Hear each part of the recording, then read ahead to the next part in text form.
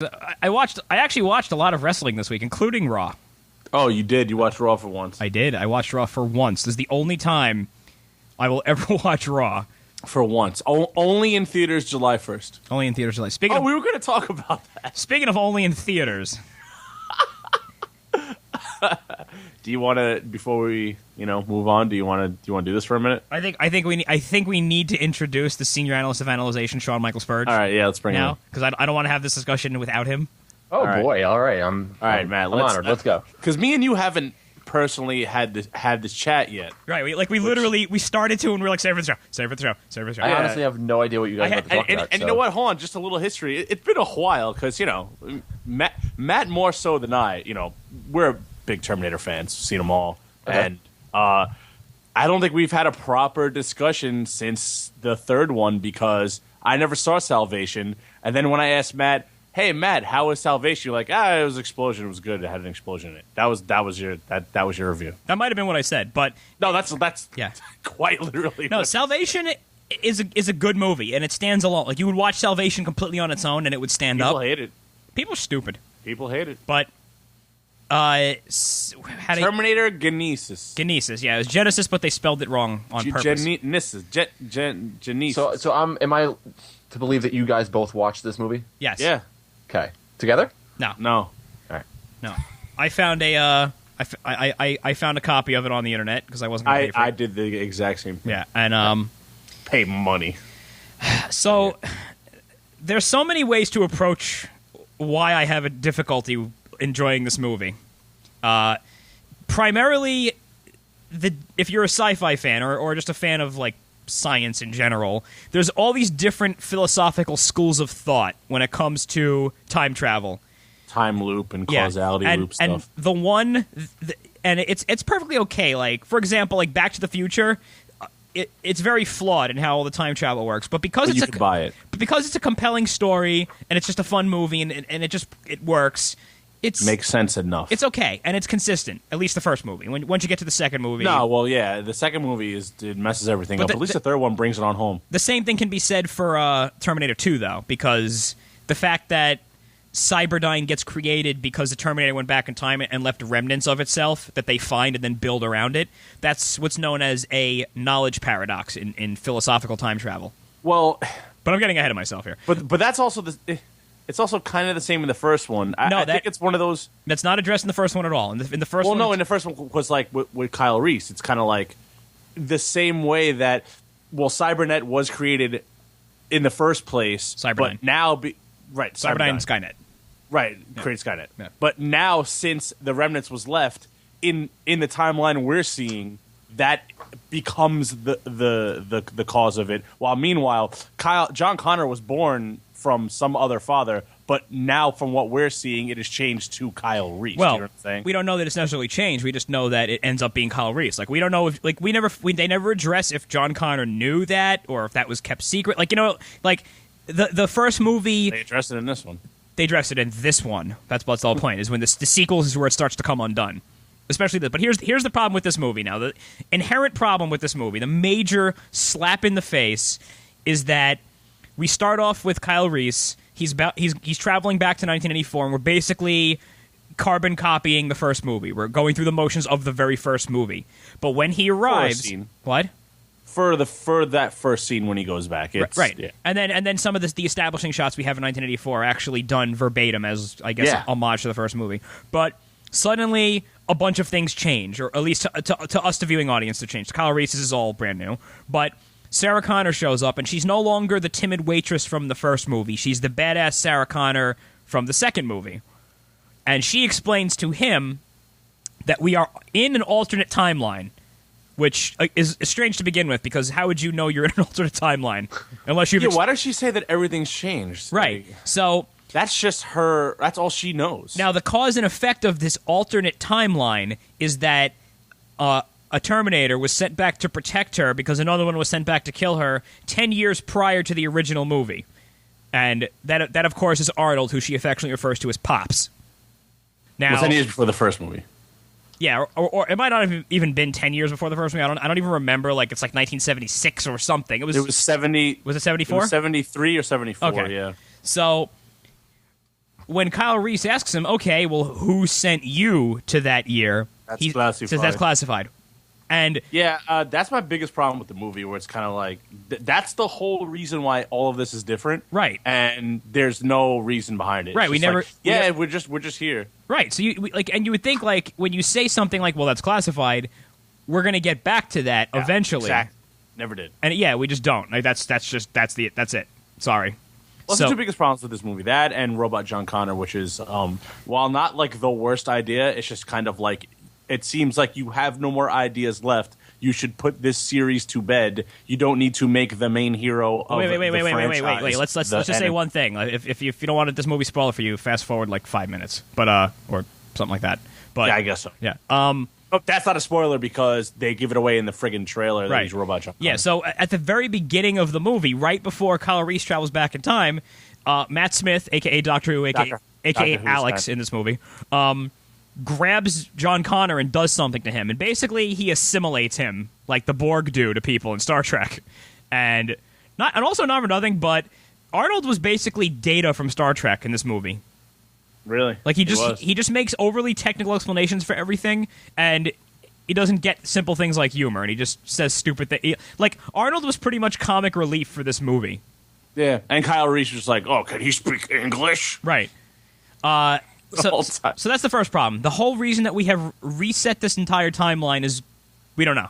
Just something because someone sent Pop's Terminator back to protect Sarah Connor at age 9, and we don't know why. Right now, are we to believe that happened because of a different timeline, or if it happened on their timeline, they should know about that, or that means there shouldn't be that's a whole mess. If the head robot of Skynet assimilated the leader of the Resistance into their collective, would that mean that they won? They wouldn't have to do anything else? Like I made the leader a robot, I win. That's it, done. But that doesn't matter. So no, but it doesn't make sense though, because first of all, the beginning of the movie is kind of like the thing that we always wanted to see in a way, like them winning in the future and taking down Skynet. And John Connor's like, don't worry, the other team is going to take care of it. We'll be fine. We'll get in there. Then it's like, yeah, Colorado team took down Skynet. We won the war, like off camera. Do you know what I mean? Mm-hmm. And they get to the first time machine where they send the original Terminator back, which I thought was kind of cool because you get to see like that moment leading up to it. But if they won and took Skynet down, then why is Dr. Whobot around to assimilate him? You know what I mean? Like, right. Now, I don't get that. But then here's the next problem though. So they go back. They're now in 1984. There's a T-1000 there again. No explanation. Just T-1000. And he looks like he's dressed like a cop, but different than the other cops. Like he's dressed like the cop from T2. Did you notice that? He's just he's gonna look the same way because that's what people know him as. Right, and of course that's not what the character looked like. Only because he copied like the first person he saw, which was that cop. Right. So then they have magically constructed another time machine now in 1984. And they're gonna go stop Judgment Day, which has been changed. And by the way, Kyle Reese knows where all these changes are because he saw them in a vision when he was time traveling, which is just a plot device, and I hated it. Now, yeah. So instead of if I were to tell you like, Denny, the world's gonna end in like, August of 2017, we need to go stop it. Would you go there like 12 hours before, or would you maybe go like a month or a year before and like try to plot something carefully? Yeah, so stupid. Right. So you know what's funny? Robot John Connor said he went back to 2014 to make sure it went off without a hitch. Now, he said that in the movie. He gave himself 3 years time. Right. Now here's the other thing. So Robot John Connor shows up, and if they find out he's the robot, they get into a beef, and he basically gives them a join me or die ultimatum. That whole scene just was so brutal. Now, when you're watching this, you say, well, wait, he can't kill his own parents because then he's never conceived. And they actually say that to him, and he's like, hey, you know what? I don't think it matters. And he just starts trying to kill them. Like, you're like, wait a minute, that's not how... No, you have to be mindful of that. That's very important. And then I started thinking, like, wait a minute. So he's originally conceived in 84, born in 80. That's the other thing. Born in 85. That means that by the time the war is coming to a close in 2029, he's in his, like, what that would make him 35, 40 years old, something like that. I thought it was 29, but I thought that was 2032. I don't know. Yeah, either way, they're in 2017. So now, let's say he doesn't exist anymore. Right. So let's say he was conceived in 2017. Like, let's just say that somehow they magically had the same child. That John Connor doesn't exist. Right. He would be 11 years old in 2029. So that doesn't make any sense. He would fade away like Marty McFly on the picture in Back to the Future. Right. And a glaring fact that just plot aside, a glaring problem is Sarah Connor, played by Emilia Clarke in this movie, and Kyle Reese, played by Jay Courtney, are not only are they very, very untalented, but they have no chemistry at all together. No, none. You know what's funny? I mean, the script is awful, and nobody's acting really that great at all. Arnold is just doing Terminator stuff, he's fine. He's been doing that for years. But wasn't it so refreshing to see J.K. Simmons just walk onto the screen? And I was like, oh my god, acting! It just like he felt so natural, and like his character but it just was, you liked him. It's too little, too late. Like, right? Yeah, it's great. It was so refreshing. Like I'm sitting here kind of brain dead for an hour and a half, and then he walks on the screen, and he had like a cool character with a cool like, yeah, I saw you in '84, and I was following the whole thing. And, like he was like had this kind of like drunken, all right, Schmitty, yeah, no one believes you drunken cop. You know, right. He had like this endearing kind of character, and he was like really good at it. It was so refreshing, but oh my god, yeah, like you said, too little, too late. But he was great. You know, and for what it's worth, Arnold was fantastic in this movie. He was He was hysterical. He was great to watch. He had great lines. He delivered them masterfully. It's just the rest of the movie was garbage. Arnold's been doing that character for 30 years. I know, he's got it. I mean, it was taking an extra step though, because at least like in the first movie, he didn't have many lines because he just was trying to kill people. In the second movie, they like explored the humanity of the Terminator a bit more, and he kind of learned how to be human. That was like that became the gimmick of the entire friggin' franchise. Then, but then in the second movie, it was kind of goofy, and then in this movie, he refers to everybody by their full name, like hello Kyle Reese, hello Sarah Connor, and he keeps telling her like you have to mate with Kyle Reese, like it was goofy and funny, but it just. When you say the whole reason you're seeing what you're seeing is because we're on an alternate timeline, and then you say, well, why is that? And you go, that's classified. Well, it was. I mean, ultimately, like I was saying to everyone, some good ideas, poor execution by poor acting, poor script, plot holes, contrivances, just the whole thing. And the only thing I really like is that I like the idea of that something happened to make everything different, and to where Sarah Connor is aware of what's going on, and that when we get to the events of Terminator 1, she's aware and she can handle it and dispatch the Terminator and then proceed forward. That's a cool idea. It seems like someone had that idea and they were like, okay, hey, write that script, and the knuckleheads that did that just wrote a mess. Well, part of the thing about this movie was I'm watching it and I'm saying to myself, this is me as a 9-year-old. Yeah, right in a Terminator movie. Yeah, exactly. like saying like, oh, wouldn't it be so cool if the Sarah Connor in this movie was the Sarah Connor in Part 2, and then the T-1000 shows up in this movie, and then good Arnold fights bad Arnold? Well, it's you playing with your action figures as a kid. Right. It's kind of like you saw the movies, so you're like, oh, we could just snipe this Terminator out from here. Here's a liquid seal. Oh, bring him to this place where there's this acidy stuff, and just melt him down, and then he's done like that. Oh, we got it. Mm-hmm. We did it. Save the day. Anyway, but that's not how it happened. Well, they're signed on for 2 more sequels, Matt. So are you kidding me? No, that's real. That's real. Look it up. That's the other thing. This movie expects 2 more. This cast is signed on. This movie expects us to toss out completely Terminators 2 and 3. By the way, can I give my opinion real quickly on the other 2? Please. Mm-hmm. Don't watch them. That's my opinion. Just don't watch those 2 movies. Well, yeah, none of the movies really happened. I mean, you're supposed to just know that one happened. Well, and then nothing else really happens because this changes all that. No, I don't mean like in canon. I mean in real life. You guys just don't watch those movies. No, Make believe they actually don't happen.